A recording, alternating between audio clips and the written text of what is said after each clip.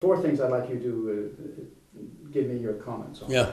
And the one thing is Julian Assange and Wikileaks. Yeah. With respect to social networking and developing democratic processes. Yeah. That's the one thing. The second thing is, have you ever heard of Bitcoin and the future of Bitcoin? Yeah. Okay. What is, if anything, significant about Bitcoin and the future of Bitcoins with respect to social networking and developing democratic processes? Number two. Number three, what do you think about the Pirate Party? And maybe even the networking and developing democratic processes. The fourth thing is an Icelandic court Convicts PayPal, has convicted PayPal and MasterCards to pay daily fines until they accept monetary transactions to and from WikiLeaks. Have you heard of that? I haven't heard of that, no. Okay. A court, yeah. Anyway, they have a good spokesperson for WikiLeaks on Iceland. And there's a close... Julian Assange has been in Iceland many times. And he's got the majority of the government's... Yeah, what's the first question? Shall we take the four? Can you give a comment on all four things? Yeah, give me the first one. Okay, David Stodolsky. I'd appreciate it very much, and maybe some of our viewers would also appreciate it, if you could just comment on four topics here. The first one is, what is, if anything, significant about Julian Assange and WikiLeaks with respect to social networking and developing democratic processes? Can you comment on that? Well, I don't think that there's really any direct relationship. I mean, the WikiLeaks is basically a part of the press, and its publications are crucial if people are going to have the knowledge they need to be politically active. And you wouldn't call that necessary influence or whenever necessary relating necessarily to democratic processes? If it's vital for democratic processes. Yeah, but I mean, it is not normally the information distribution function. Okay, is not normally considered to be an element of the democratic process. I mean, it is essential. Okay, but it is normally considered to be outside of the political system, right? I mean, it is the fourth... It's a prerequisite for potential democratic Yeah, but there are many other prerequisites. Education and, there are many prerequisites for... Education is knowledge.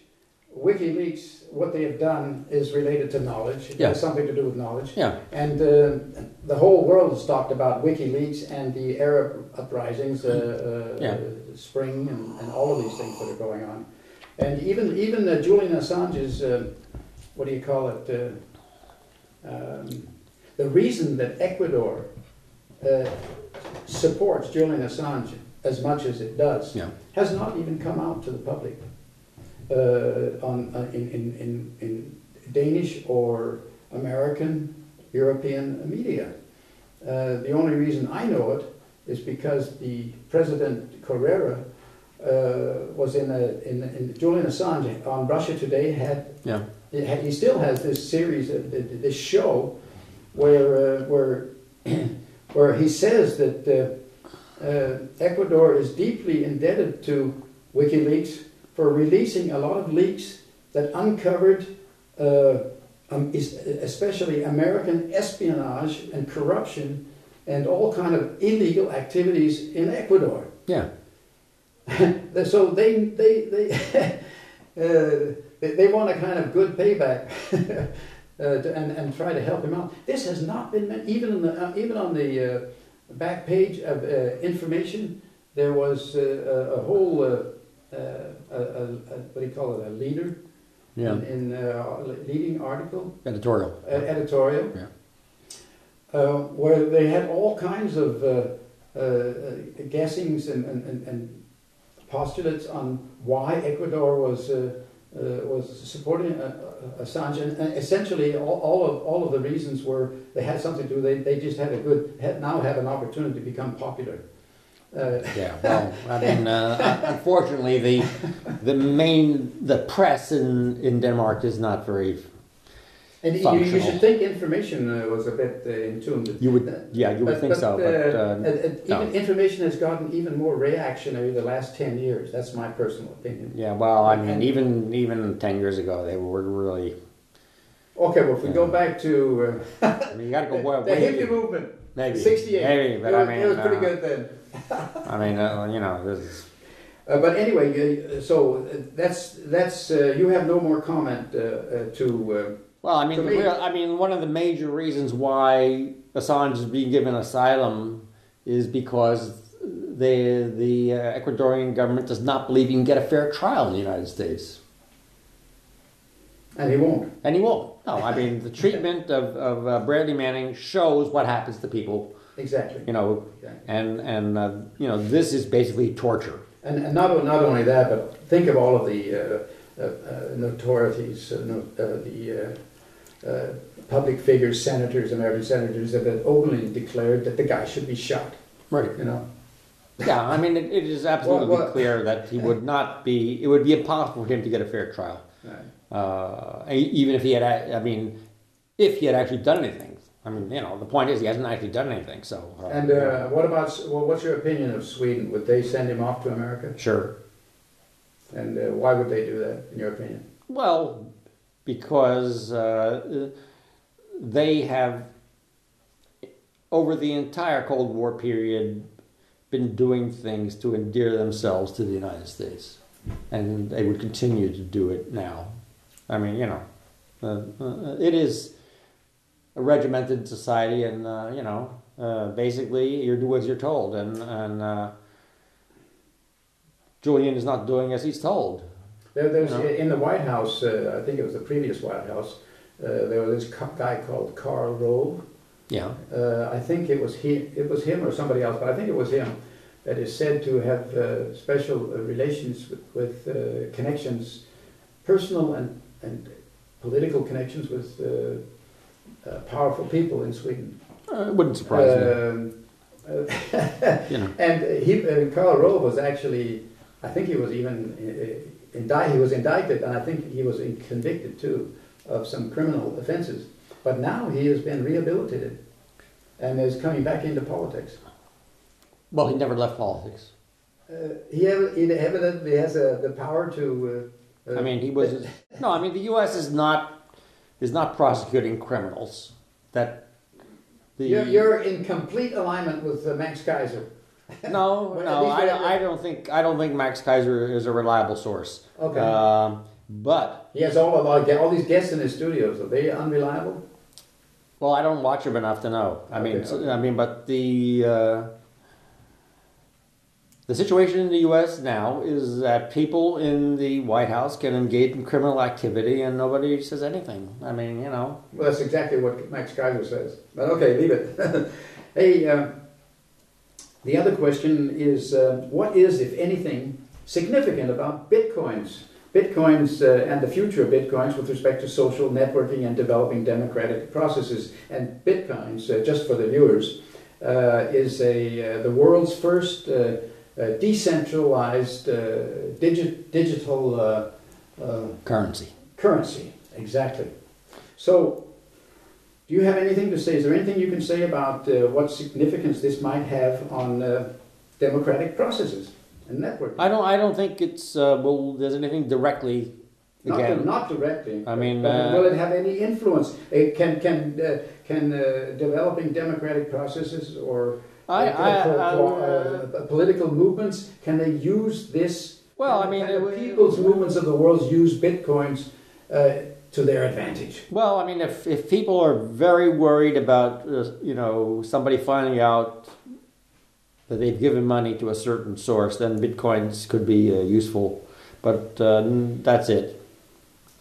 I mean, so one of Max Kaiser's postulates is that one of the main ones is that the banks are notorious thieves. Of course, they steal left and right out of people's savings in every way imaginable. Oh, that's nothing new. So to distance yourself from the banks can only be good. Get an alternative. Get something that is totally independent of the banks, and that's Bitcoins. No. What? Because Bitcoins is not correctly structured from an economic standpoint. Say some more. Well, I mean, there are certain features of a currency that are necessary if you're going to be able to use it and promote economic activity. To buy and sell. You don't think that bitcoins can be used to buy and sell? It can be used to buy and sell, but isn't that the basis of economics? No. Oh, really? What is? The basis of economics is a mechanism for transmitting information between producers and consumers. This could be used as a supplement to that. Yeah, it could be used as a supplement. But I mean, the problem with Bitcoin from an economic standpoint is it doesn't in any way what do you call undermine economic growth, does it? Yes, it would. If it became widely used, it would undermine economic growth. If what? If it became widely used, it would undermine economic growth. How? Well, there's a fixed number of Bitcoins. Right. Okay. But generally, that's not a good way to set up a currency. But it can be nevertheless, what do you call it? I don't know if I understand it properly, but anyway, there's a set definite, and that should prevent inflation and manipulation with the currency, because that's the reason for having a set amount. Yeah, but anyway, it can be what do you call it? Divided. A Bitcoin can be divided infinitely in smaller and smaller pieces, and this should nevertheless make it possible to possess Bitcoins, even if it's. Yeah, but I mean, having a fixed amount of currency generally is a bad idea from an economic standpoint. It is if you're a banker who wants to manipulate with the... No. Explain yourself. I mean, that's true too, but it is also just a bad idea from an economic standpoint. You've got to explain it, or give me a good argument for that, or explain how this is...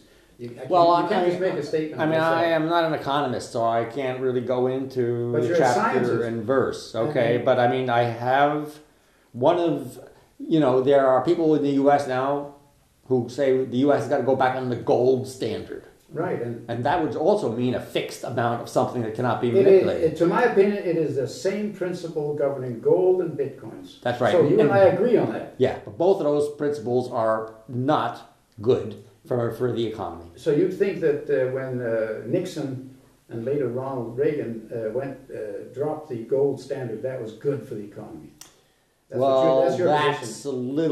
That's really involving some other things, so you can't really say that. But if you look at what a currency is supposed to do, okay, having a fixed amount of it doesn't give you the leeway you need to actually promote employment growth and all those other good things. Okay. The bankers and the power elite of today are very happy about dropping the gold standard. It gives the bankers, they give these people enormous power.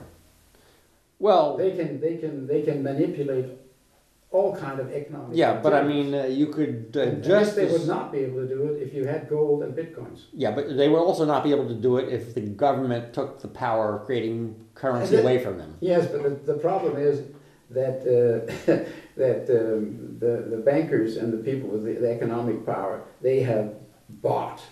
They own the politicians, especially in the United States. Yeah, but I mean, this is totally different question. What we're talking about now is a theoretical question about how does a currency promote the transactions that are needed in the economy, right?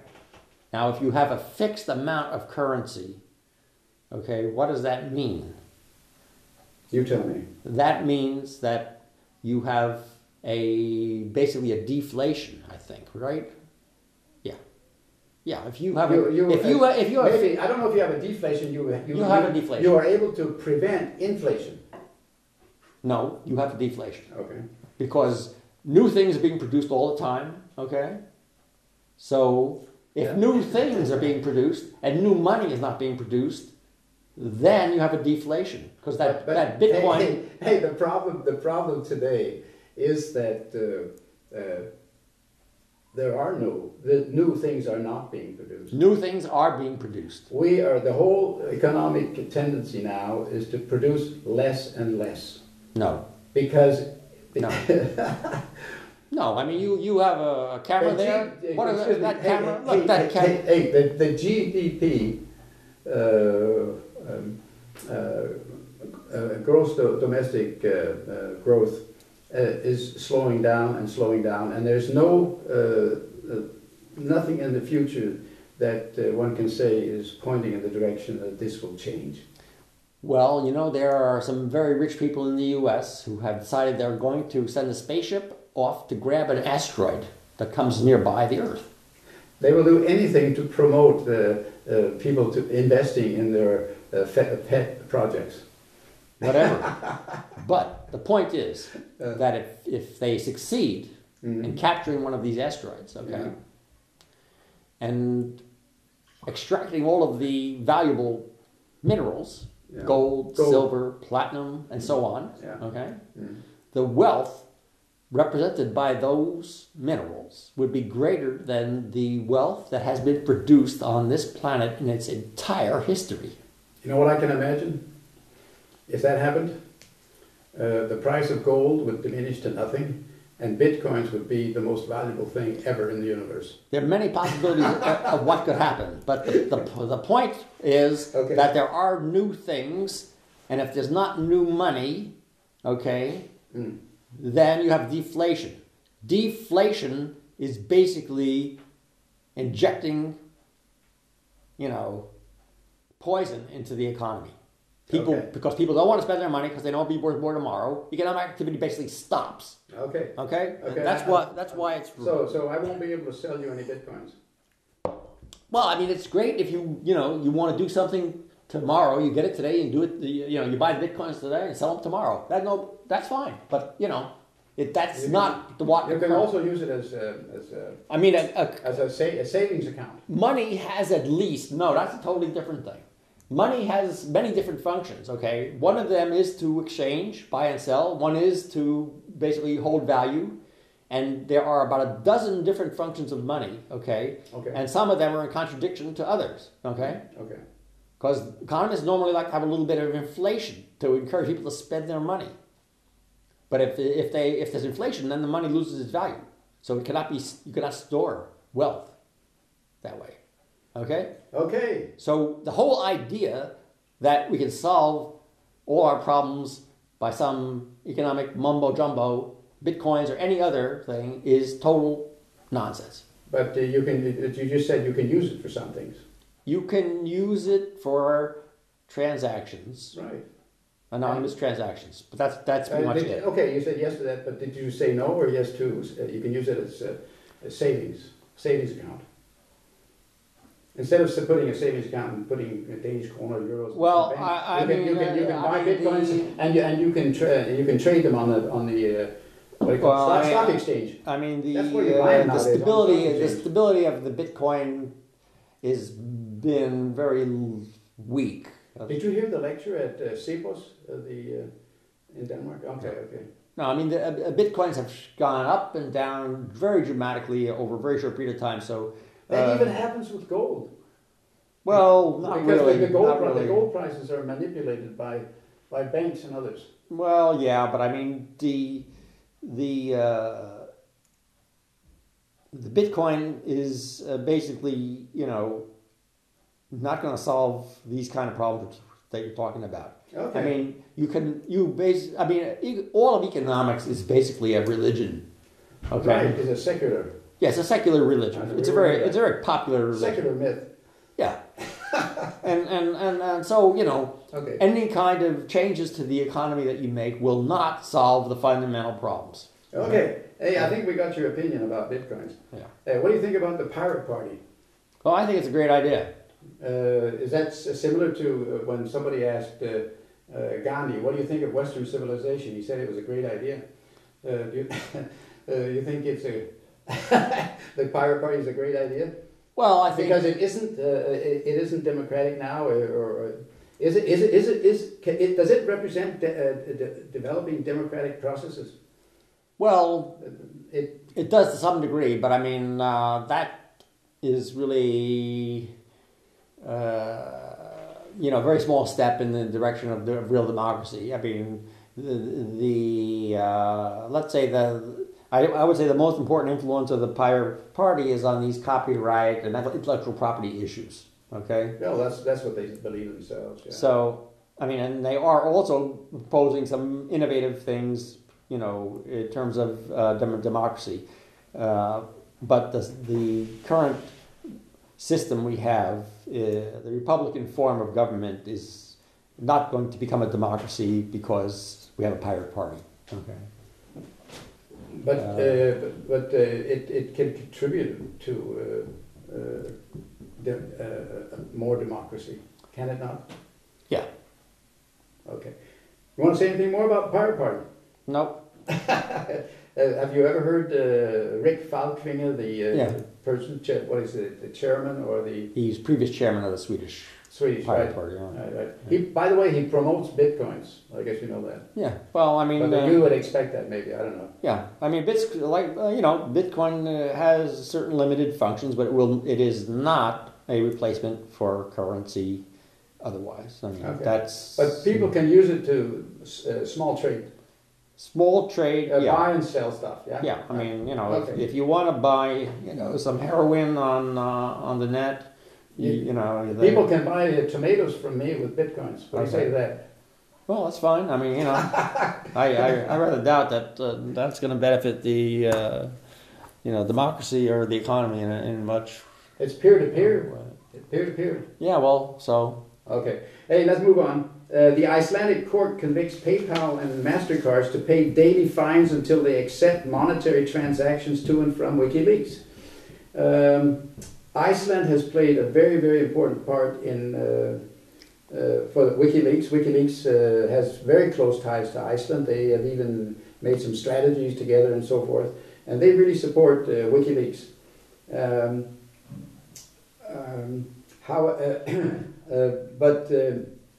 Even though an Icelandic court convicts PayPal and MasterCards, I haven't seen it make them drop their boycott or censure. They have not opened up PayPal to. You cannot use PayPal or MasterCards now to send WikiLeaks any money. But nevertheless, on Iceland, I don't know if they're even saying, if they say to Iceland, "Fuck you," we're not.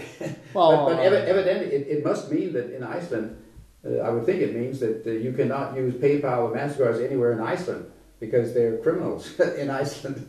Well, I doubt it. How do you think this is? This is not criminal. This is a civil case. It's a civil case. Okay, civil case. Yeah. So they're trying to get the money. They're basically telling PayPal. Do you think this would mean that the Icelandic government would stop them for making business, PayPal and MasterCard making business on Iceland?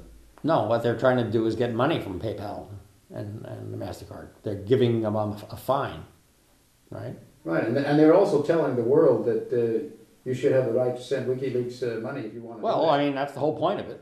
Right. I mean, the whole point of the What do you think? Is that good or bad what Iceland is doing? Oh, it's certainly good. Irrelevant or what? It's a good that, I mean, if enough countries do that, then, It might work. It might work, yeah. I mean, it definitely would work. I mean, if enough countries do it. I mean, but that doesn't seem very likely. And certainly not a little tiny country, like Iceland. It's not going to have any effect on anything. They say that it's basically good. They're the only ones. It's the only country that is really Argentina too, are the probably the only countries that have reacted in a healthy, good way to the economic crisis by letting the banks that were responsible for all this pay the bill. Yeah. Right. Yeah. And immediately the effect is they have very hard times in Argentina and Iceland when they do this, but now they're growing faster than the average European or American country.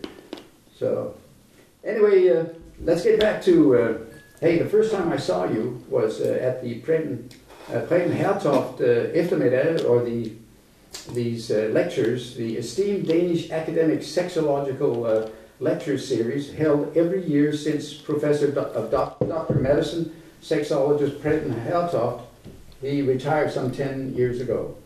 And I've been going to these more or less since then. When did you become interested in sexology? We talked a little bit about sexuality in the United States and Europe, and you are convinced that there's a repression of sexuality in the United States, more so maybe than in Europe. How deep into sexology have you developed? Well, my interest was triggered by a lecture by Dr. William H. Masters of the Masters and Johnson team that produced the books Human Sexual Response and Human Sexual Inadequacy. This was in the 60s. Okay. I read these books and later some others on dating and mate selection. And I took some coursework at the University of California on therapeutic approaches to sexual problems. This was a continuation of my interest in clinical psychology, which was what I started at the University of Wisconsin. More recently, it had become clear to me that sexuality must be understood within a social context. This insight was enhanced by lectures I attended at... what content? Social context. The social context, yes. Okay, it must be understood in the social context. Right. I mean, so this was enhanced by lectures I attended at Copenhagen University's Women and Gender Research Group's lectures. So, yeah, okay. So I've had I wouldn't say it's been essential, but it's been an ongoing interest. But some of the themes that have interested you and made you go to the Hertoft lectures, yeah. Do you recall any of the, what themes would interest you most? Well, anything giving insight into, sexuality in Denmark. I mean, there was one very good lecture on how it became that pedophilia became a big issue, Okay. That was very good. Well, there are many, though, that, shed some light on the situation here. Yeah. Okay.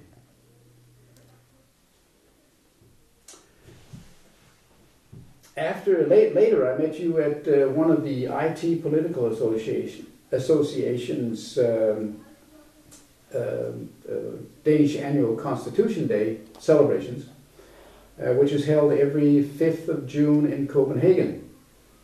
When did you get interested in the IT-Political Association, and to what extent have you been involved in any of their activities, many activities? Well, I've been interested in free speech issues for a long time, and the online aspect of free speech is crucial in my research. So this has been ongoing, I would say, and I've been involved in different kinds of data protection issues, either in the US or in Europe, for a very long time.